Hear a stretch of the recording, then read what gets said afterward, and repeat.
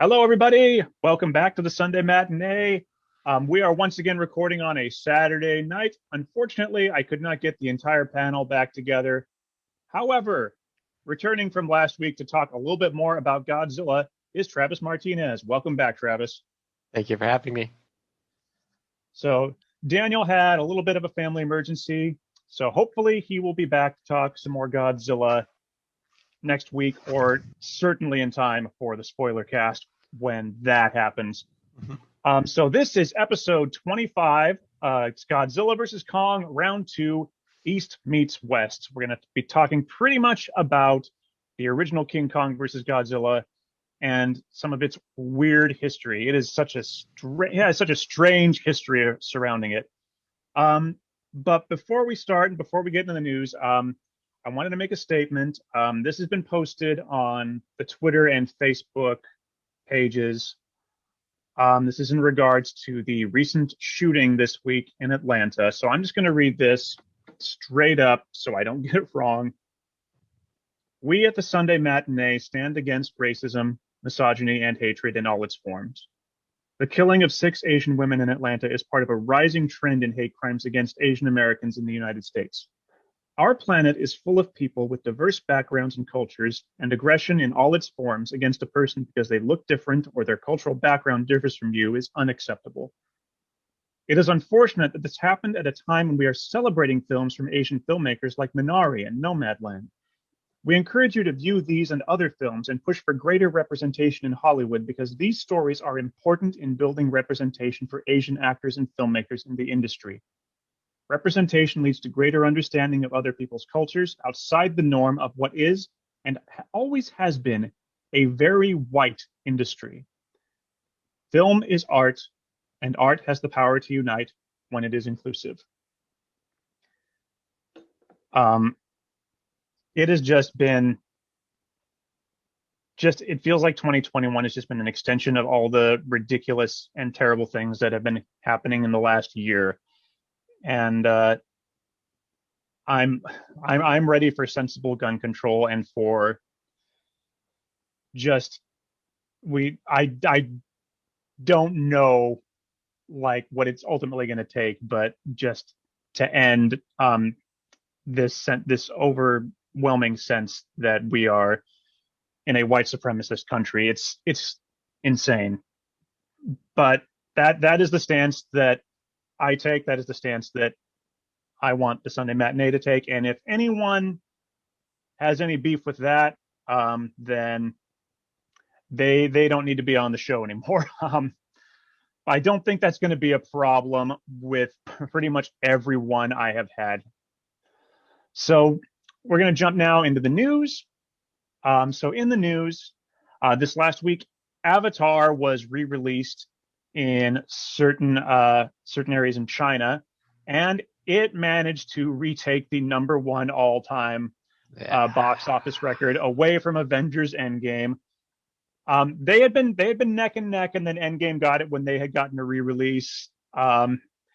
I'm sure at some point Endgame will probably get re-released again. They do love to have crazy Marvel marathons whenever a new Avengers comes out. So it's very possible that it's also just very possible that Avengers 5 or, another upcoming Marvel Studios film will also just flat out take the record. Mhm. Um, in other comic book movie news, Matt Reeves' The Batman wrapped up filming this week. I wanted to highlight that one in particular because it is a production that was plagued very early on by COVID-19, had to shut down at least once. So I'm glad that's all taken care of and Yeah, they don't have to worry about that anymore. I think it got shut down at least twice because I think Robert Pattinson at one point got COVID. That is that is what was going around. That was what everyone was saying. I don't think it was ever completely confirmed, but I wouldn't be surprised. Yeah. On the 4K Blu-ray front, this is really cool. Indiana Jones is coming to 4K Blu-ray disc in June.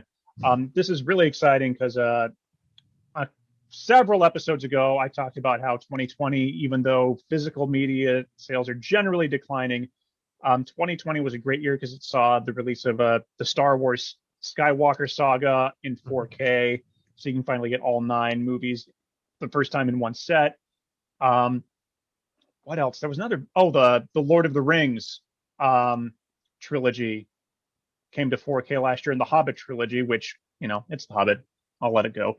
Um, and just a bunch of cult classic horror films have been coming to Blu-ray. So it's great to see that the physical media side is still being supported, if only by some of the bigger releases. But I think Indiana Jones is one that should be available on 4K because those films are just they're one. Well, 3 of them are wonderful. um, back to Marvel news. This week, Kevin Feige shut down the rumors that Chris Evans is returning to the MCU.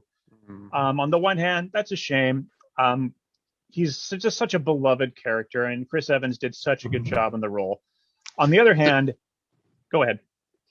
I was just gonna say we should probably take this with a grain of salt because Kevin Feige and Marvel have been very good at like misleading audiences because they don't like to reveal stuff until they're ready. Because I remember when Civil War was coming out, they would completely shut down that Spider-Man was in the movie. But then when they finally released the trailer, he was revealed he's in it. So it's just like maybe he's just trying to lie to us to try to keep that a secret. Yes, that is also a valid point.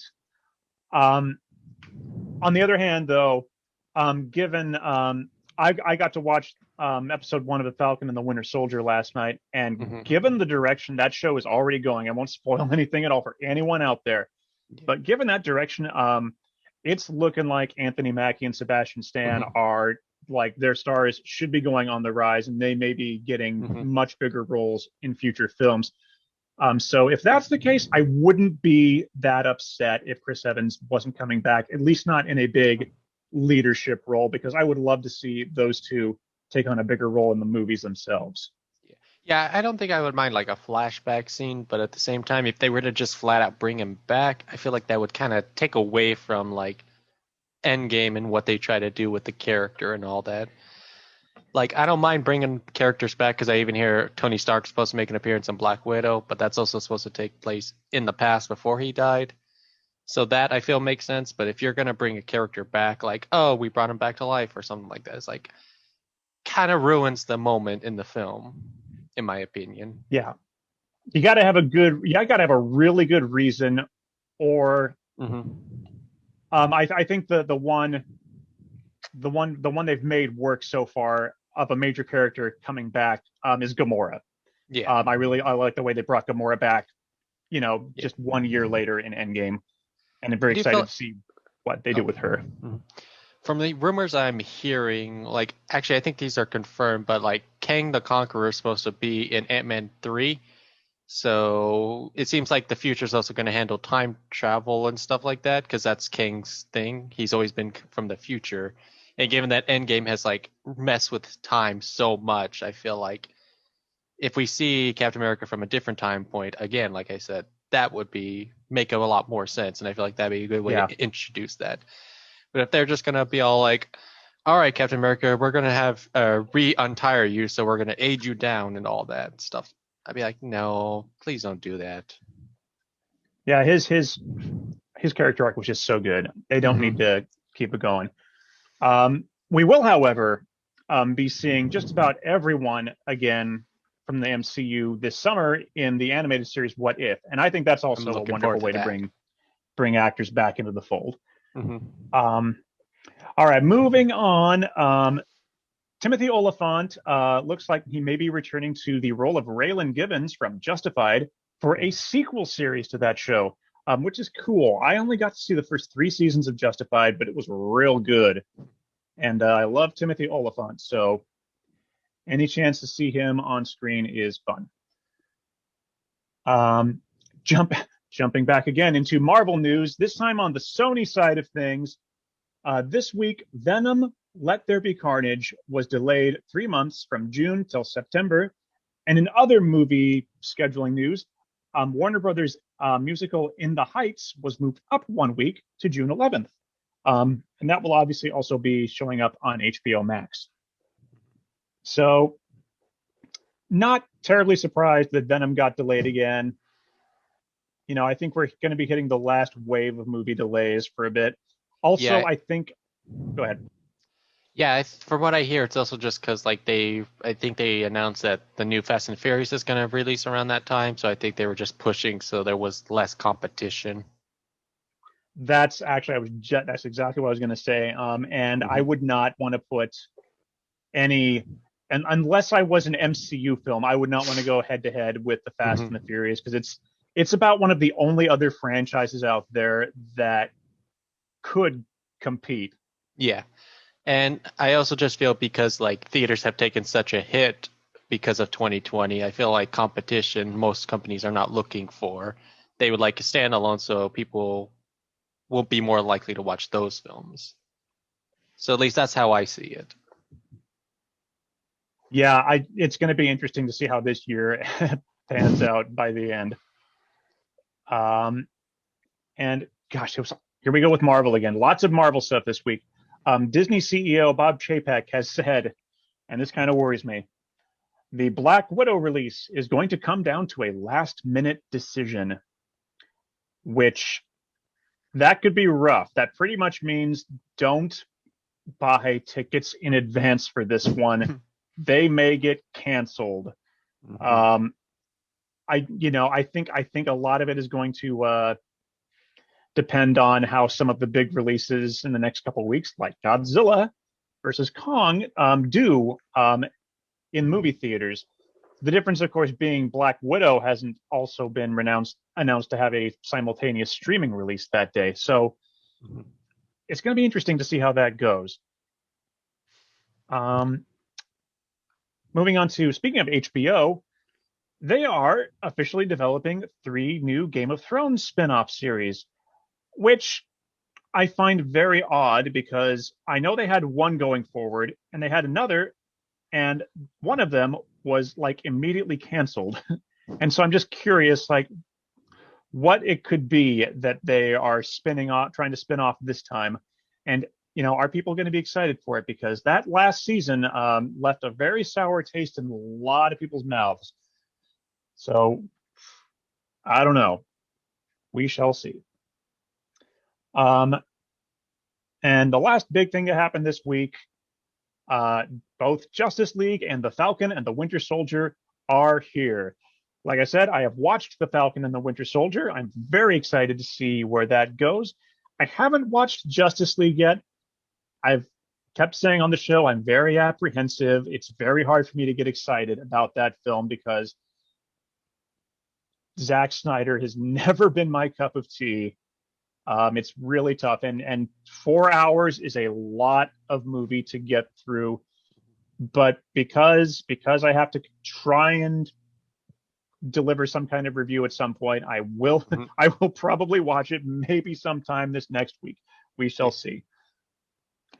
And actually, I have a last bit of great personal news. Today, I got my first COVID-19 vaccination shot. So, Hey.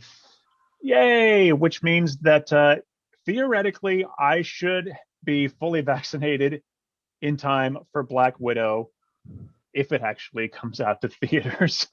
So I may finally get to go see a movie in a theater. We'll see. Um, fingers crossed. Um, so that's the news. Mhm. So we'll go into our other quick segment before we jump into our main topic here. Travis, did you get to watch anything fun, new, or interesting this last week that wasn't King Kong versus Godzilla? Uh, Not much, unfortunately. My work schedule has just always been very off, and I've been trying to add a lot to try to keep myself creative in this time where we can't have live theater and all that with singing lessons and all that. They're going to be changing up our work schedule, so hopefully next week I'll have more time at the end of the day to like sit down and watch something new. But as of right now, I can't really think of anything new I've watched this week. I hear you. Some weeks are Hmm. just like that. You're just swamped with life. Um, Yeah, not to mention I'm also introducing my girlfriend to like so many other franchises over this last year that we've met, I've introduced her to Star Wars. I've introduced her to like Ninja Turtles and Power Rangers and so many other franchises. So it's like I have to rewatch a lot of what I've already seen with her, which I love so much. Just like introducing all this to her. That's fun. That's always fun. Hmm. I'm turning Um, her into a nerd. I'm like the emperor. It's just like good, good. Let the nerd flow through you. Even though that she's is like, I've already excellent. been a nerd. Well, right after, probably about an hour after we finished recording last week, I sat down and watched Judas and the Black Messiah on HBO Max because it was its last night to stream. And woo, that's a good movie. That is a very good movie. If it ever comes back to HBO or whenever it gets released to just watch on any other site or just a home video, I would recommend catching it. It is not pull any punches. I will say that it is brutal and you know you it's easy to guess if you don't know the history. It's pretty easy to guess how it ends. And like I said, they don't pull any punches with that ending. It is it is crazy tragic, but is a very good film. All right, so last week we talked about Godzilla and King Kong, the original films. This week we're going to talk about King Kong versus Godzilla, which is the Mhm. third film in the Godzilla series, and actually the third appearance of King Kong, interestingly enough. Mhm. Though it does not tie back to those original two King Kong films. Mhm. But before we talk about that movie, I want to talk a little bit about the Americanization of Godzilla films in general, because it's very important to understand what happened to these films, especially when we get to King Kong versus Godzilla. So, of course, last week we talked about how when the original Godzilla came to America, additional footage with actor Raymond Burr was filmed and edited into the film, and some scenes were edited out and trimmed, and it was more or less dubbed into English. And of course, Toho Studios Mhm. gave them their blessing to do this, and they said it was a respectable translation for American audiences. But like I said, it's just something that we would not do today Mhm. with a foreign film from any country. Um, it's a practice that would continue to happen with Godzilla films, Mhm. um, pretty much up until 1985. But a few films stand out particularly. The sequel, Godzilla Raids Again, actually has a very funny story. I believe it was Warner Brothers who distributed it in the US, but they did not realize that they were distributing the sequel to Godzilla. And they thought that if they used the name Godzilla, they would get sued. Mhm. So they changed the name of Godzilla in the film to Gigantus, and the film was released as as Gigantus the Fire Monster. And almost all of Godzilla's roars were removed and replaced with the roar of the other monster in the film, which is the Anguirus. So you have two monsters with the same roar throughout the whole film. Um, and most of the score for that film was uh, just replaced with stock music from older films, older Western films. And a few scenes were added at the beginning of the film, which is probably the most objectionable part of this Americanization. They show they have a voiceover narration, and I think it's actually George Takei who does the dubbing for the main character in this film. But he does a little voiceover narration talking about how he comes from a place in Japan that's all simple farmers, and that's what Japanese life is like. And then, of course, we get to the movie, and you realize, oh, this is modern Japan, and it's all industrialized, um, which just goes to show what American audiences kind of had perceived Japan as being in the 1950s. So that was that film. We talked about Godzilla 1985 last week. So what they actually did was they filmed scenes with Raymond Burr and a couple of American actors as American military personnel, and their performances are just embarrassing because they try to make one a comic relief, and there is Dr. Pepper product placement everywhere. Now, the rare exception to, then there's a couple others, but mostly after King Kong versus Godzilla, what would happen was the films would just get dubbed and occasionally trimmed for content because the censors in the US have always been more, they've always been worse than the censors pretty much anywhere else in the world. And sometimes stuff would get trimmed just because it would just go straight to television and they'd have to edit it for time. So sometimes that would happen. But the rare exception to the rule was Mothra versus Godzilla in 1964. It was distributed by American International Pictures.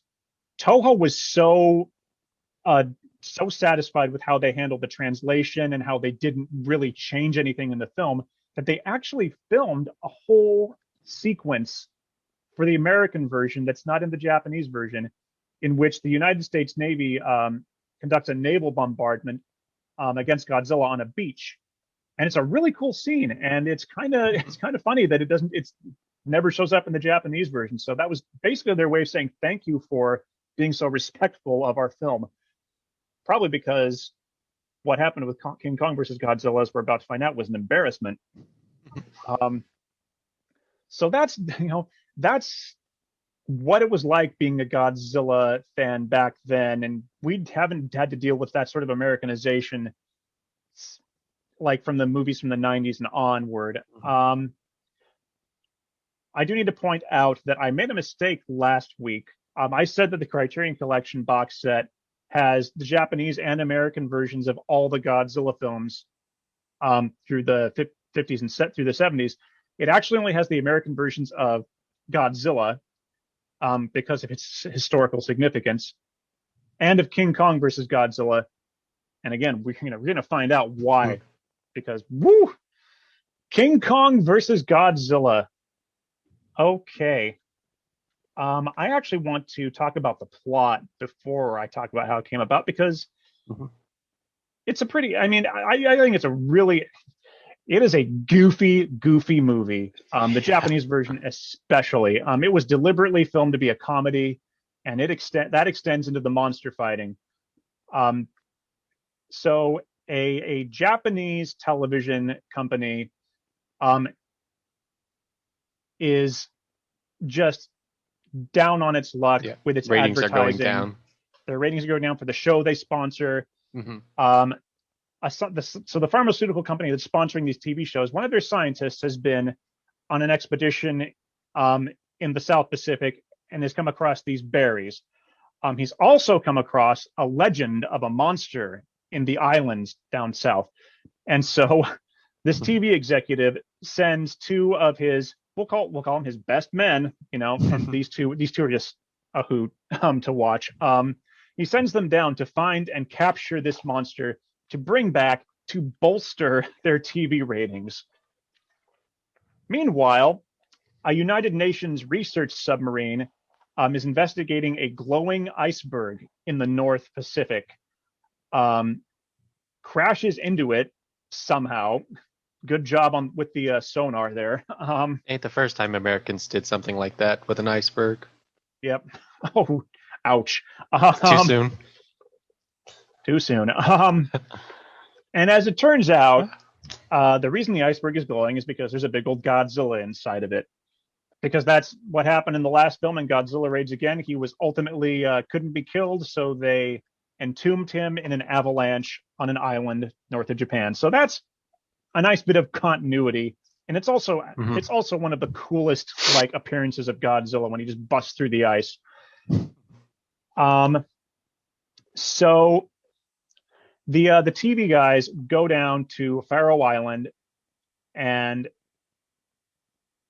through a hilarious series of translations with the native people there, are able to hunt Kong, and Kong shows up to save everyone when a giant octopus shows up and attacks the native village. And then Kong drinks the berry juice that the natives make, and this berry juice puts him to sleep. And that is how they're able to capture him. And somehow, God knows how, they were able to put him on a raft. It's honestly, I don't know how they ever get Kong off of an island in any of these movies. Like, how do you lift that thing? But they get him on a raft. And of course, Kong escapes and swims to Japan. Godzilla appears in Japan. They fight. Godzilla handles him easily, and they both advance on Tokyo. Godzilla is repelled by an electrical blockade, which I find hilarious because he didn't seem to have that problem in the first movie at all. But we find out that Kong actually draws strength from electricity and is easily able to get through the blockade and just go on a rampage in Tokyo. He captures a young lady who happens to be the girlfriend of one of our heroes in this film. And he basically pulls, a King Kong. He doesn't climb high, but he climbs to the top of a building with a girl. Mm-hmm. Fortunately, they're able to subdue Kong with more of the berry juice, and they're able to airlift him using balloons to Godzilla at Mount Fuji and have one of the craziest battles in Godzilla history. This is basically the WWE Godzilla film. Like, they go nuts in this one. And then they both fall off a cliff and sink into the ocean. Kong emerges seemingly victorious. Movie's over. So, yeah, Travis, you got to watch the Japanese version of this film this week. You haven't seen the American version. What did you think of that? What do you think of that movie? I just thought, I didn't watch Godzilla Raids Again, so I don't know if there was a transition in tone or not. But just going from the first film, which was so serious and handled these serious topics and all that, to all of a sudden, like you said, one of the goofiest plots of a movie I have ever seen, and with just such over the top cartoony acting and all that. I enjoyed it so much. It was just a fun movie, and just seeing the actors, they're not the best characters, but I still really liked spending time with these human characters. But yeah, it was again, just a full 180 on the tone. So it was just then again, I was expecting that because this is one of I've heard a lot about this film. But yeah, like I said, I really enjoyed it. I thought it was super fun. A lot of moments here and there that I just actually laughed really hard at. Like you said, they have Kong on a raft, but they also have explosions around him or whatever, or bombs in case he wakes up. And they accidentally push it or whatever. Because the big TV2 producer guy, no, don't do it. And then accidentally falls on top of it. It was just a super goofy tone. And I loved it so much. And then they don't even go off. Yeah. They have to shoot they have to shoot the explosive with their rifles. Yeah. It is very silly. And yeah, it is a total 180 from the first film and from Godzilla Raids Again, which was not as somber as the first film, but it's definitely a more serious film. And a year later, Mothra versus Godzilla would kind of go back to that serious take on the franchise. But yeah, nowhere else in the entire series are you going to see like Kong just flat out pulls some sumo wrestler moves, throws Godzilla over his shoulder, throws him by the tail. These two are just wailing on each other, and Godzilla just smashes Kong with his tail when he's down. That was pretty funny. It was basically supposed to be just this satire about the Japanese television industry, and it's there you go, you got it, exactly that. But how did this movie come about? How did King Kong, a Western character, get all the way over to Japan? So Willis O'Brien, the animator of King Kong back in 1933, had pitched a concept to an American producer, John Beck, titled King Kong versus Prometheus. And this was sort of supposed to be like a Frankenstein-like monster that is sort of giant Frankenstein monster character that is sort of pieced together from animals. So John Beck took this idea behind Willis O'Brien's back, took it to Toho, and basically it became, okay, we'll do this, and it's going to be King Kong versus Godzilla. So poor Willis O'Brien was left in the dust. which sucks. Mhm. Um, but in order for this film to get made, a deal was struck. The Japanese Toho would be able to film their movie, but that movie would not be shown in American cinemas. John Beck would be able to take the film and recut it with new footage featuring American actors. That film would be shown in American cinemas. It would never come to Japan. That deal has basically extended to home video releases all the way up until 2019, and even then, only with a certain caveat. So, for years and years and years, and especially before the advent of home video and the concept of bootlegging, because that was the only way to watch the Japanese version for a while. There was no way to see the Japanese version. There was no way for the Japanese people to see the American version.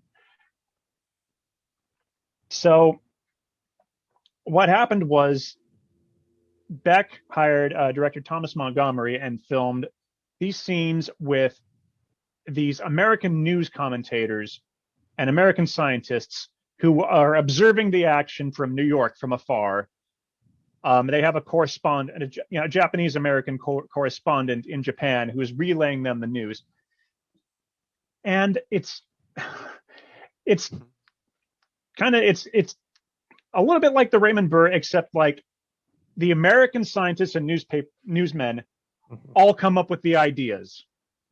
They're the ones who suggest, like, oh, well, they should put up an electrical blockade. Oh, Kong must draw strength from electricity. It's like it's like the Americans come up with everything in this film, which is really annoying, and it really it breaks up the action in a bad way.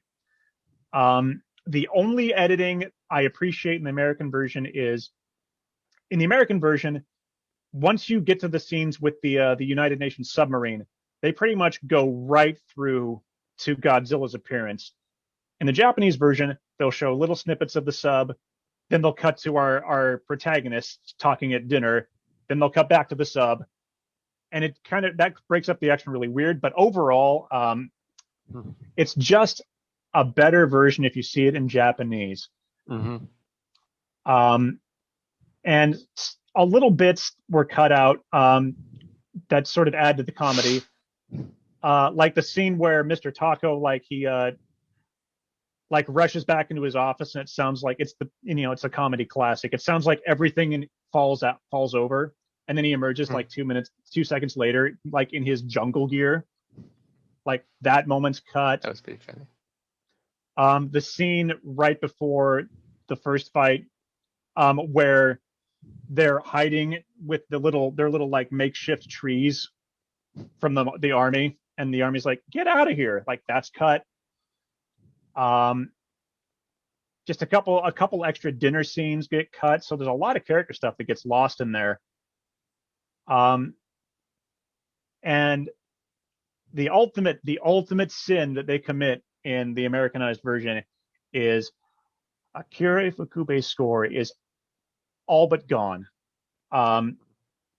There's a few bits of jungle music that make it to the American release. Otherwise, it is all gone, and it is such a good score that would pretty much go on to define the sound of the Godzilla music for the entire series. And this film was released in America by Universal Pictures. So what Universal did was they brought in a bunch of stock music from their old films, the most notable of which is The Creature from the Black Lagoon. So, and they first used that in the fight with the octopus before Kong shows up. And it's like, this is it. I remember watching this as a kid, and I had seen Creature from the Black Lagoon and thinking, wait, why is this music here? And this is well before I'd even seen the Japanese version. So, oh my gosh, this film, if you are able to see it, watch it in Japanese. So, because of that deal that I mentioned about, them not being able to distribute this film in America and vice versa, it's on the Criterion box set, but it's only there on the bonus disc under supplemental features. It's not actually considered a main release along with all the other films. On the main movie disc, you just get the American version. Mm. So it's really frustrating that even now that it's available, but the only way to watch it, apart from looking up a bootleg on YouTube or anywhere on the internet or finding your own DVD bootleg copy, is to order that entire $120 some set. But I mean, that does get you all the films, but it's like, oh, it's so frustrating that for years it hasn't been available. And now that it is, the only way to watch it is still to buy that giant set. Gosh.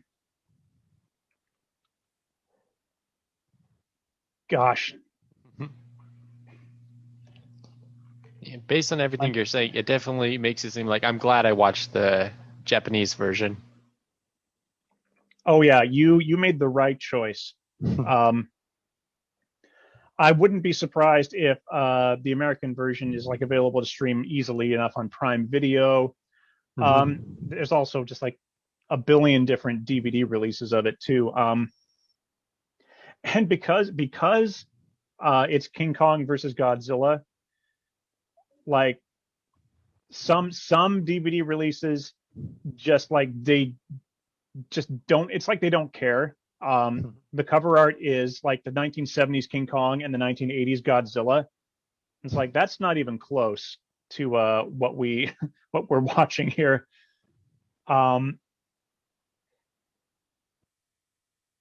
Oh, it is fun. It is fun to note. Oh, go ahead. I was going to say, like, that would be an interesting but very short fight, considering, like, the original King Kong, like, was only 2 stories, so that would not have been a fight at all if they're using that design. I actually love the Godzilla suit in this film. It's not my favorite, but it's so interesting the way they changed it up from the suit in the first 2 films, which is more or less the same. But it's really cool this time around. It's the first Godzilla film in color. So, for a lot of audiences who probably assumed Godzilla was green, they were in for a surprise because he is not. And people still think Godzilla is green. Just watch just about any movie other than the original 2 black and white ones, and you realize, oh, I was way off. He's either gray or charcoal black. I think the only time he was green was there was like the Hanna-Barbera cartoon. He was green, wasn't he? Oh yeah, there's that. But I think that's like the only time. They usually make him green in cartoons, and sometimes in the comic books as well. He's drawn green. I think it's just because like 2D animated, it translates better when it's green. Hulk had the same situation. First gray, but had problems, so they changed him to green. That actually, yeah, that makes a lot of sense. And you know what? I forgot to put this in the itinerary, but I would be remiss to be talking about this film and not mention the fact that there is a sequel for King Kong in a manner of speaking. I can't remember what year it was. It was definitely in the 60s. Let me look it up real quick so I can get the year. 1967. So around this time, Rankin Bass, who of course are the animation team that are responsible for all of those wonderful claymation film, Christmas films that we all love, like Rudolph the Red-Nosed Reindeer or Frosty the Snowman, they were working on a King Kong animated television series. So I don't know how they came up with this deal, but they co-produced a King Kong movie with Toho Studios. And it's basically the same Kong. The suit's a little bit different, but it's basically the same Kong. And this time King Kong fights his mechanical counterpart. So even before there was a Mecha Godzilla, there was a Mecha Kong. It sounds cool, but this movie is because I think it's because it was a Rankin Bass co-production. I think they were pushing it a little bit more towards younger audiences, and it is just silly as heck. I've only seen it like a handful of times. I've never seen the Japanese version. It's never been available in Japanese here. The The American dubbing is terrible. Um, the the villain's name, and you and I both have a few friends who would appreciate this. The villain's name is Doctor Who. Um, and I can't remember if this was before or after Doctor Who was a big deal in England. Um, and it is just, it is, it does introduce Gorosaurus, who would become a Godzilla ally in future films. And then Kong also fights a really, really embarrassingly bad snake monster. Kind of like the one actually in the original King Kong in the cave, but not good. I thought that was a But plesiosaur in the original film. it could be. It probably is. I tend to think of plesiosaurs as a little thicker. Yeah, but because I think if you do look closely in the original film, you can see like flippers or something like that. So it's not just a solid snake design. I see what you did there with the solid snake. Yeah. That was actually unintentional. So, yeah, so King Kong did get one more film. And Toho tried so hard over the years to get a King Kong versus Godzilla rematch going because for the longest time, this was the most successful Godzilla film in Japan. It was huge. It may even still be, not necessarily by pure dollar numbers, but by pure attendance numbers, still be the most successful Godzilla film in Japan. Inflation amount. Yeah.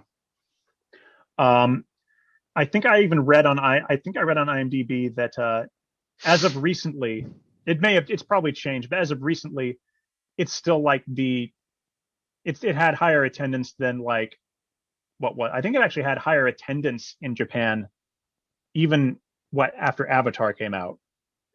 So, I'm sure Avatar made more money because again, inflation, but like King Kong versus Godzilla is one of the most attended films in Japan, which is crazy to think. So I'm so glad that you got the chance to see the Japanese version. The American version is so interesting to compare because it's so different. Yeah. It was like, again, like a bad bootleg type. Picture quality was not the best. Thankfully, it was still subtitled so I could understand what was going on. That's so important. I'll talk about my experience with it in a little bit. First, I want to talk about some Easter eggs that are kind of made their way to the MonsterVerse. I'm so glad you've seen this now because when Daniel and I saw Kong Skull Island in the first time in the movie theater, we were like grabbing our seats when he takes that little drink out of the water, and we were like, is he gonna fight an octopus? And I was like, oh my god, he fought an octopus. Yeah. And no one else in the theater knows why this is cool. So that was like, oh yeah. I noticed a couple moments, Easter eggs in this film. I didn't notice that one, but I did notice a couple of Easter eggs myself while watching this film, mainly involving Kong. It feels like in the trailers for the upcoming King Kong versus Godzilla, there's a couple moments directly taken from this film. Like Godzilla sleeping on a raft as they're bringing him to the mainland. Or Kong, sorry.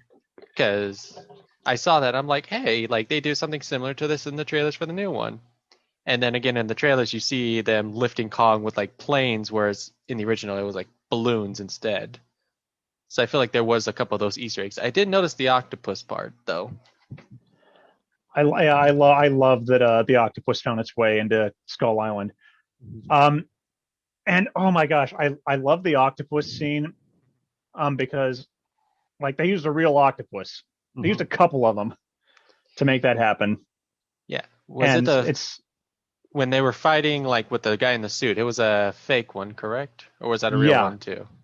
That would have been a fake one because yeah, octopuses are they are, I wouldn't say they're like aggressively deadly, but like, when they grab you, they don't let go. Yeah, my girlfriend just loved that scene. She thought the octopus was so cute and all that. And just the fact that it was just on a miniature version of the set, just doing whatever. It was so fun to watch. It's also, I think also a nice touch. I don't think they stand out very well, but I think it's a nice touch that they had a few moments of stop motion animation with the octopus arms. Mm-hmm. And then again, at the final fight on Mount Fuji, there's that. It's it stands out like a sore thumb, and it's the only reason I Mm-hmm. don't like it. But when Godzilla does the drop kick, Yeah. it's like, oh man, this would have been like it works so well in the original Kong because it's all stop motion and blends in so well. But when you have where almost all the film Mm-hmm. this film is actors in suits, it's like, oh man, that stood out really badly. Yeah, it was just one scene, but again, like you said, it's super noticeable. Like, um, I don't know if like it was just because they, since Godzilla drop kicking, that would have been difficult for the actor, or maybe they put it in there for like a reference to the original King Kong because that was heavy with stop motion. Maybe they're trying to honor that. I don't know. I have read that they did want to honor the Mm-hmm. legacy of the original film, and so they wanted to get Mm-hmm. some moments of stop motion. They actually had wanted to actually do this film in stop motion, but they realized like with the way that the Japanese film industry works, they work under a much tighter time constraints, Mm-hmm. and they needed to get That this makes film out. And they were like, okay, we need to do this the yeah. way that we know how to do it. There was another moment in here where there was another animation style. I think it was like helicopters were flying by and we're looking at Godzilla and Kong from a distance over a mountain. You could tell they're obviously like hand puppets Oh as they're yeah, fighting. It was like that was so hilarious. Just they were just basically like, yep. I think audiences could have been fooled by that back in '62 and '63, but mhm. nowadays when you and I watch that, it's like, oh, those are very obviously two puppets. Just Mhm. yeah, It was just Muppet Show right there. yeah. Um, but that fight also just has some wonderful moments. Like I love when Kong tries to shove the tree down Godzilla's mouth. I swear if we don't get a reference to that in the new one, the whole film's just lost. There's there's a lot I'm there's a lot I'm hoping for that'll get into the new movie, but I don't think I don't think we're gonna. I'd love to have an iceberg, but Oh I don't yeah. think we're gonna get it because there was no setup for it. But Mhm. but to see Kong on the raft and Kong in an airlift is really it's a nice touch. I'm really curious to see how they get him in the airlift in this one because Mhm. and how they subdue him on Skull Island. For So yeah, because like um back then you could easily say, oh, he just got knocked out from berries, but this Kong, he's a bit more violent tended and he's a bit more tougher. So I'm interested in see how they change it up a bit. I'm also I'm hoping we get to see maybe not an octopus, but I hope we get to see Kong fight a monster on Skull Island. Hmm. The way that we got to see in the first Skull Island, because Yeah. those were really cool. Can't remember what they're called, but that was some good stuff. Um, yeah, I was watching the trailer the other week and I was like, I think there is a scene where he's on the island fighting monsters. They look Uh, like skull crawlers, Skull from crawlers, that's it. but from what I hear, like they're going to be like a new type. They're like flying skull crawler types, so that's a different species. Some people have speculated maybe that's a flashback scene to like the previous Kongs who have lived on the island. But I do think, from what I hear, we're going to see some new species on that island. Yeah, I'm really excited to see what they're going to throw at us, and they're also they're also supposed to be throwing Mecha Godzilla into the movie. Hmm. I don't know how or to what end. And Mechagodzilla might be the villain they team up against. Yeah. We'll We're see. still there's still planned to be a video talking about theories before we go into the or that film, correct? Because I wanted to save that for that. Yeah, we're gonna talk about. I think it's gonna be when we talk about the new films. Hmm. We can definitely talk about what we're hoping we see. Um, Because so I've yeah, watched a lot of theory videos and I've been holding back on it, the last video and this one because I want to save it for that.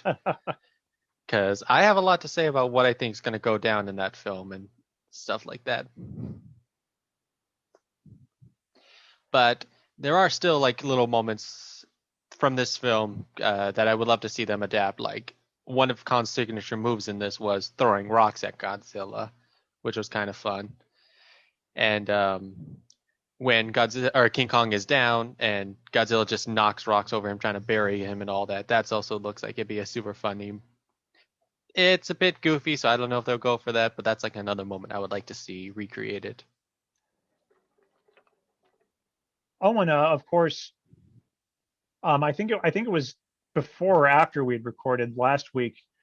You mentioned, and yeah, this definitely is would have been the way it worked is the whole concept of Kong becoming powered by electricity in this film definitely comes from the fact that it was supposed to be Frankenstein, who of course has his origins as a creature that is created using electricity.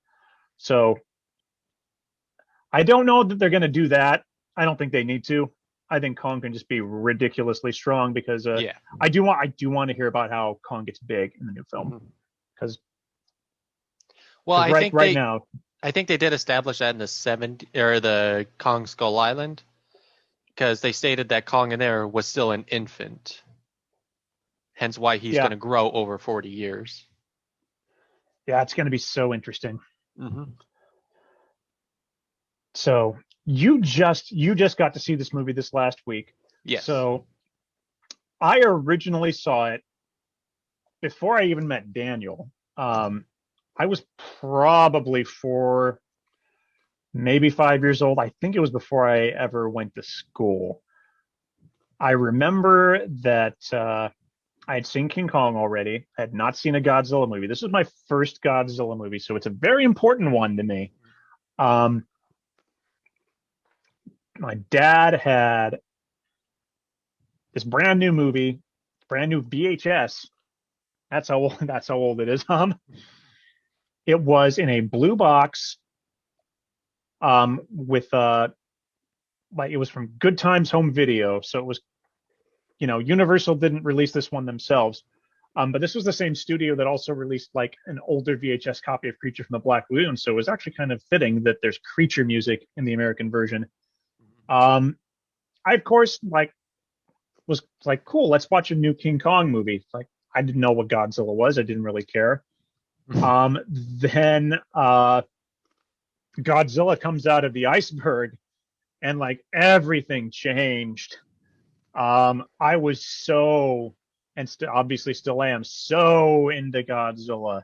And that was just such an awesome moment. And that's what I had to live with though for several years was that VHS. Until I was in middle school, and Daniel and I found a magazine that you could order bootleg Japanese films from. And so we got a couple of Godzilla movies that we hadn't seen that had never been released in the US in any way. But we also, I say my dad actually ordered them because, we weren't not even close to the age where you could do that kind of thing yet. So he ordered a Godzilla movie for me, and he ordered King Kong versus Godzilla in Japanese for himself. So we saw it for the first time in middle school in Japanese, but the VHS didn't have subtitles. So knowing what we knew from the American version, we were able to follow it. But some of that new stuff, we were just like, oh, what's going on? Until I was in college, and finally by this time, the internet was a huge thing, and DVDs were a thing, and eBay was a thing, and so I was able to find a bootleg DVD on eBay and watch it with subtitles. So unfortunately, that bootleg DVD decided to stop working after a few years. It would get about as far as you get about 20 or 25 minutes in right before Godzilla shows up, and then it just like stops. I was like, dang it.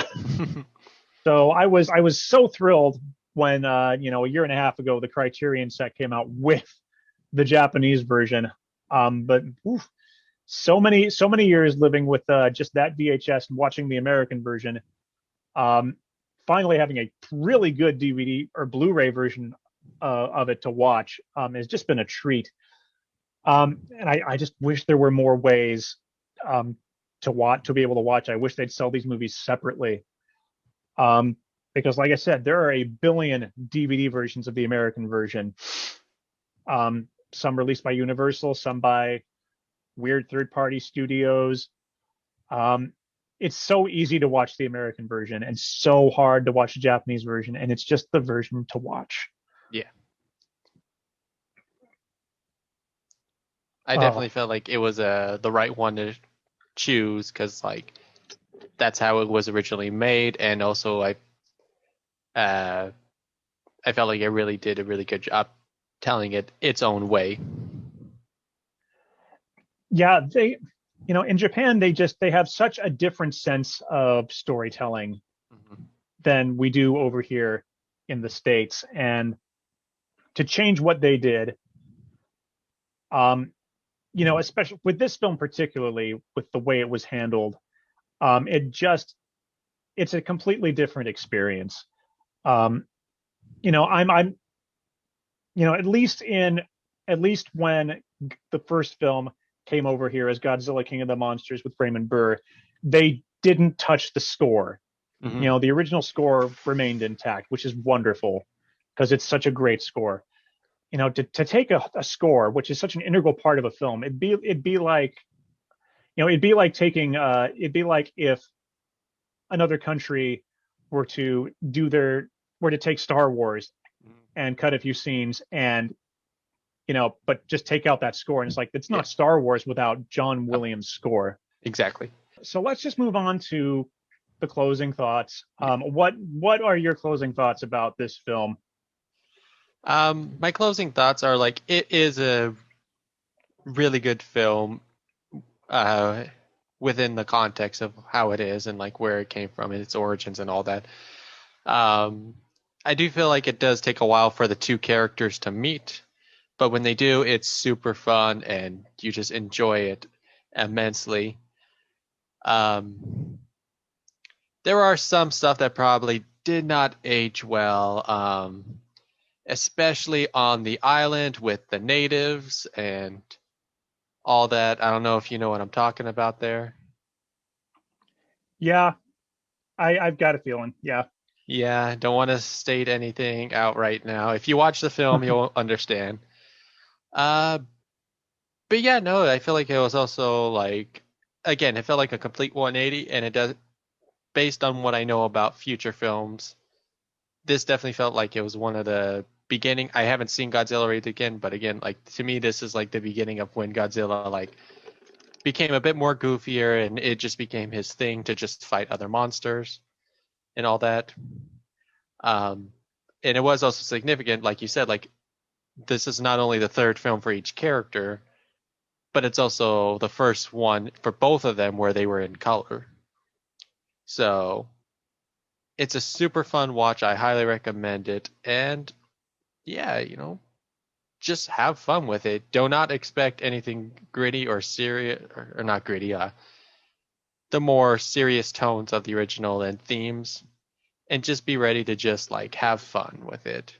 It's like an old slapstick mixed with Power Rangers and all that other stuff thrown at the end. Yeah, this movie is just it is pure fun. And you're right. You're absolutely right. This is kind of the film that set the stage for future films. And again, the next batch of films throughout the 60s would be a little more serious. They wouldn't be so intentionally slapstick and goofy. But the fun was there with the monster fights, and the charm was there, and that's what held up through the sort of next wave of films.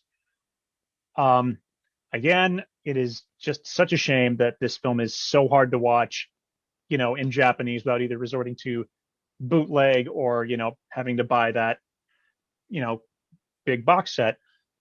I Um, still plan on buying that box set. It's just again, it's so expensive, and I'm already trying to buy so many other movies. I just bought the Men in Black trilogy on 4K. yeah, it's tough.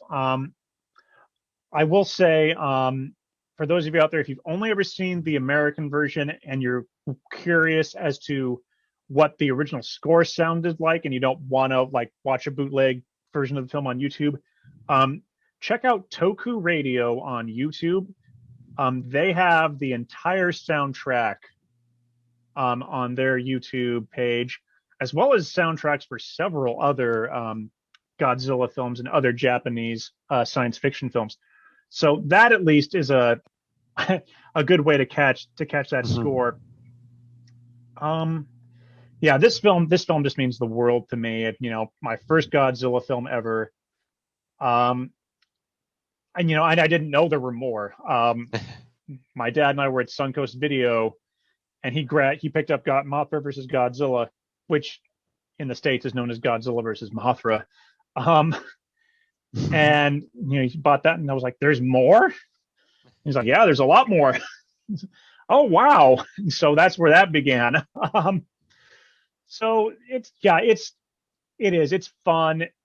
It's not at all like the original film, and it's so important. But it's hugely important for being, like you said, the first color film, the first widescreen film in the series as well. They really had finally, as a studio, hit that point with their science fiction films where they could just do everything they could. But you're also right. This film also has not aged as well as the first film in regards to some of its themes and some of the moments that they deal with on the Highland with the natives is kind of cringeworthy. And some of those special effects, I don't think the stop motion effects hold up as well as they do in Kong. No. Thankfully, those are very few. And yes, the puppets are absolutely laughable. But the moments that stand out in the fight scenes are definitely like just those sumo moves. And apparently according to IMDb trivia, the Kong actor did not throw an empty Godzilla suit. The actor was inside that, and that just goes to show they are tough over there. So yeah, just these two throwing each other around, throwing them by the tail, shoving trees down each other's mouths. That is what this one is about, and it's just a hoot. And that final moment where they just rip down that Japanese castle to get at each other before they fall into the ocean. To this day, I still think that is the best use of a Japanese castle in a Godzilla movie. It wouldn't be the first, it wouldn't be the last. It's still the best. So yeah, that is King Kong versus Godzilla. A crazy fun film. Couple of more thoughts I just thought of about this film real quick. It is amazing how this is the first time like the two biggest monsters in each country, the US and Japan, meet. I'm really excited to see how it's going to be redone later. But what I just thought about is like a lot of the Godzilla films have had American versions, and that's happening again. Except now this American version is like years later because Japan handled the first Godzilla versus King Kong. Now America's handling the next Godzilla versus King Kong. So that's going to be interesting to see. Few more things I could bring up on the matter, but again, I want to save that for later when we have a more dedicated discussion to theories and things about the upcoming film. And my last of these closing thoughts is because you brought that up too. This was the first time that these two characters in East and West matchup had happened. This is also only really the second time in cinema that this sort of cross franchise action had ever happened. The first time was when Universal pitted Frankenstein and the Wolfman together. It's like, and no one, it's like, it's crazy to think that it wasn't a thing, like a huge thing to do this for so many years. And now it's like, it is the thing to do with Marvel and DC and, having all these kind of crossovers and franchises that all come together at some point. And it's so crazy to think that like this is one of the first films to do that. So yeah, sure. It's kind of an important film for that too. Yeah. Because like again, like you stated it perfectly. It's like today we're all used to like crossover films and you have to watch like 20 other films before you watch this one.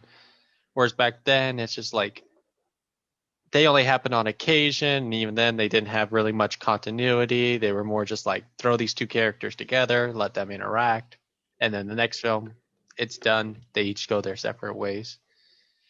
Um, which is also again interesting about that this original film because again, it's not like it was setting up a cinematic universe. At most, we got like like you said, what was it? What was it called again? The King Kong where he fights Mecha Godzilla, Mecha Kong. Mecha Kong, yeah, and that, and even then, like that film doesn't really have any continuity with any of the other Godzilla films, or even Mm-hmm. King Kong versus Godzilla. It almost feels like a standalone film, but like, with the way that they work their series, like you may as well lump it in with everything else. Right.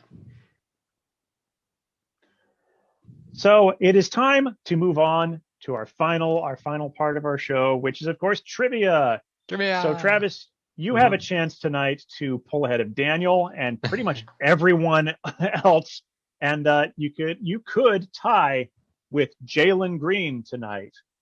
Ooh. So tonight's question is, of course, about King Kong versus Godzilla. So Mr. Taco is an important character in King Kong versus Godzilla. He is, of course, the television advertising man who Mm-hmm. sets so much of this film in motion. Now, taco is actually a Japanese word, and my question to you, Travis, is taco is the Japanese word for what? Is it A, lizard, B, ape, C, octopus, or D, alligator? Mm. That's a very difficult one because unfortunately I don't speak any language other than English. I'm gonna take just an estimated guess, considering that uh, he's the producer and he's the one who's trying to bring Kong. I'm gonna go with ape. All right. Well, Travis, I'm sorry to say that Ah. you're still on the board with one, and it's tied for second with a lot of people, which is still a good place to be. However, the answer is octopus. Ah. I don't know. I don't. There's actually a wonderful little moment, and I don't know if the translation makes it onto some versions with the subtitles. But when the octopus attacks, um, they're saying, um, "What's his?" I can't remember the name. It's the Mr. Oh, it's the goofier of the two TV Mhm. guys. The one who's like always complaining. He's asking, "What's going on? What's going on?" And everyone's saying, "Taco, taco," and he says, "Wait, Mr. Taco's here." It's like that's just a great little moment. It's like, oh, I think I have a rough memory of that happening in this version. I was half asleep, so it was like hard for me to pay attention. oh my gosh, we can't go yet. I forgot about the greatest myth in Godzilla history, and we have to Ooh. debunk that myth. Again, we have to debunk this myth that has been debunked for years. I think I know So, which one you're talking about. yeah, because this film has two versions that Mm-hmm. have not been seen across the Pacific, either way you go, a myth started up that in the Japanese version, Godzilla emerges from the water victorious at the end of the film. And in the American version, King Kong emerges from the water victorious. This is false. Kong emerges from the water in both versions. In the Japanese version, we hear both Kong and Godzilla roar over the end title. In the American version, we only hear Kong roar. I don't know how this myth still persists. I even had someone bring it up the other night when I posted about us recording this episode. They said, Yeah. Godzilla wins in the Japanese version. It's like, nope, not true. So yeah, Mm-hmm. it's always Kong, and we'll see if that's different Mm-hmm. at the end of the month in the new film. But Yeah. that's go ahead. Um. Yeah, because I even knew about that theory long before like you brought it up or even that post. Because again, I watch a lot of movie reviews, and it was so widely believed that it was printed in magazines and all that.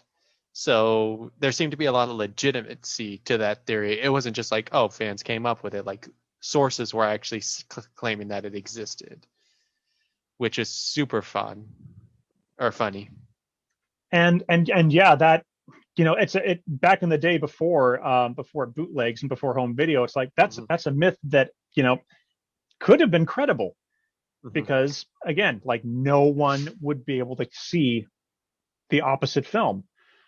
But it's kind of funny that like it kept persisting once it was available on VHS and then DVD, and now especially when it's available to watch both versions or watch on YouTube, it's like, okay, we can say definitively this myth is not true. Be nice, but unfortunately, I know it would be fun. It'd actually be a great reason to have both versions. So yeah, that is our episode for tonight. Travis, thank you for coming back. of course. We're excited. I'm excited to talk to you about more Godzilla stuff. Hopefully we'll get Daniel back. Hopefully. And yeah, so next week, I believe, is supposed to be talking about the current Warner Brothers Monsterverse, which right now consists of 2014 Godzilla, Kong Skull Island, and Godzilla King of the Monsters. So we're getting there. Today is March 20th. We're 11 days away. So we'll be 9 days away by the time this episode goes live. So that's going to be great. So yeah, this has been the Sunday Matinee, episode 25, Godzilla versus Kong, round 2. I've been your host, Ben Stahl. Remember, you can check us out on Facebook.com/Truth and Film, at Twitter at Sunday_matinee, and the blog, truthandfilm.wordpress.com. Travis, thank you for joining me again tonight. Good night. Thank you, everyone, for watching, and have a good evening.